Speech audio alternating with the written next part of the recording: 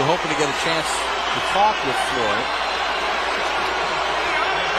And there's the real deal, Evander Holyfield. Still slugging it out.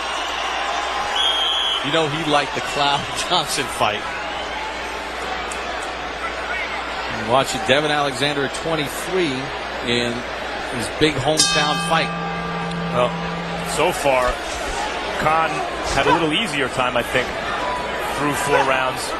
Amir Khan did with Kotelnik than Alexander has.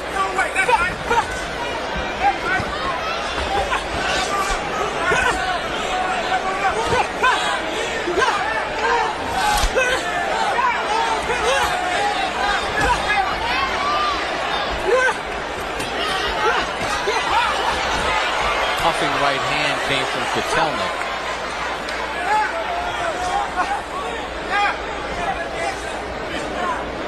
Khan had the height advantage on Kotelnik and was able to rain that jab down on him all night. And Alexander has not really found the range with his jab.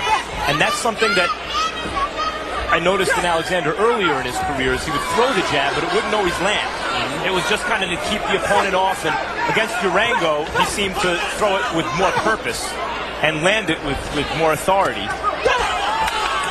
Of course, Urango is a much less defensively responsible fighter than Kotelnik. Much more open for a jab to land.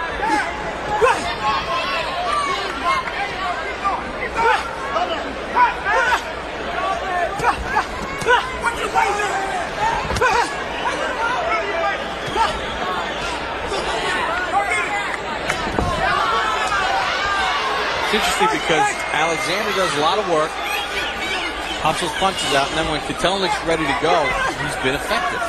This is exactly the opposite of the strategy Cunningham insisted that Alexander would use. Now, maybe he was hoping that it was a decoy and they weren't intending to fight that way, but according to Cunningham, they were going to pressure Kotelnik, get inside, touch him in the body, and come upstairs and really take the fight to him, and that's not at all what's happened.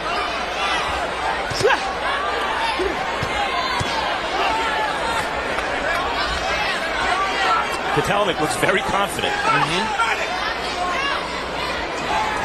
You get this feeling, at least body language-wise, that it feels like he's in control. Well, Alexander feels the pressure, obviously, in his hometown, in front of all the people. As I mentioned, the front-page New York Times article on him. There's a sense, there's something in the air about him, high expectations. Like maybe he could be a special fighter and maybe trying to live up to it, although he's looking pretty good at the moment.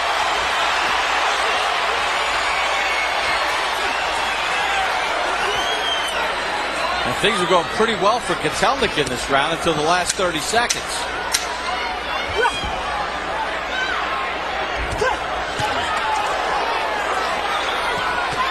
Good right hand by Kotelnik, rocked back Alexander. We're in St. Louis, Missouri, home of Devon Alexander.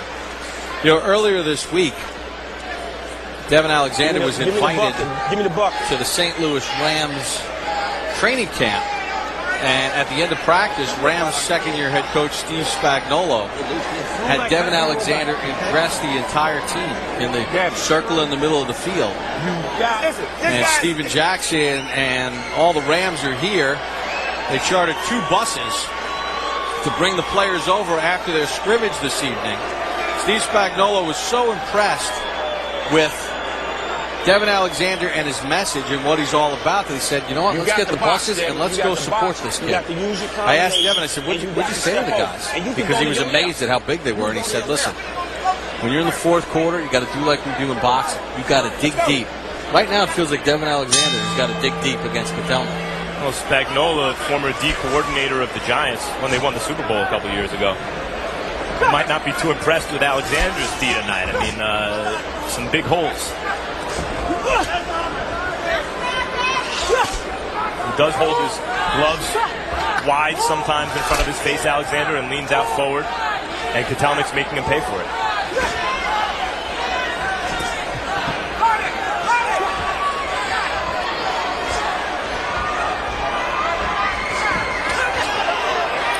Kotelnik looks pretty relaxed in there.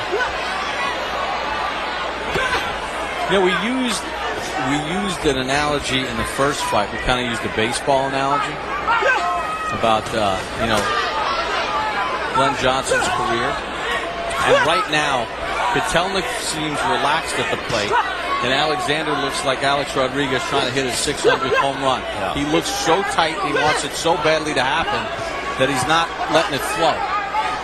Yep. And we've seen Alexander look that way earlier in his career.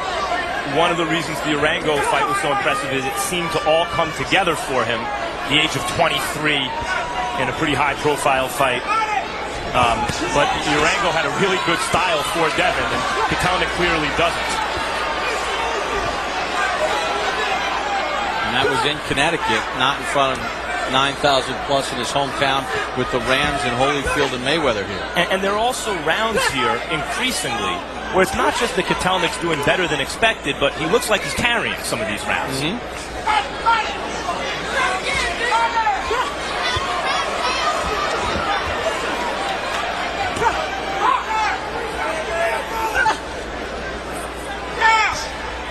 We talk about game plans and everything else. You almost get the sense that for Alexander, forget about looking good at this point. Just figure out what's going to be the best way for me to win. Well, it seems that actually Cunningham's strategy looked like it would be the right one, because from a distance, Kotelnik's timing him.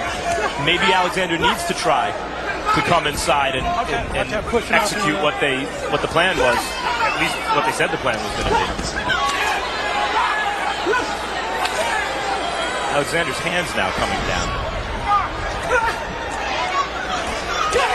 Always get back to the who would you want to be. See, I want to be Kotelnik in this round. Yep, and you see Alexander from that distance on the outside. Okay, he was pulling back with his hands down. It's not good.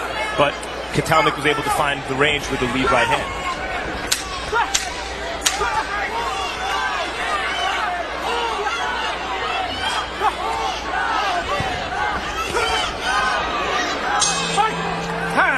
End of 6. Midway point of the fight.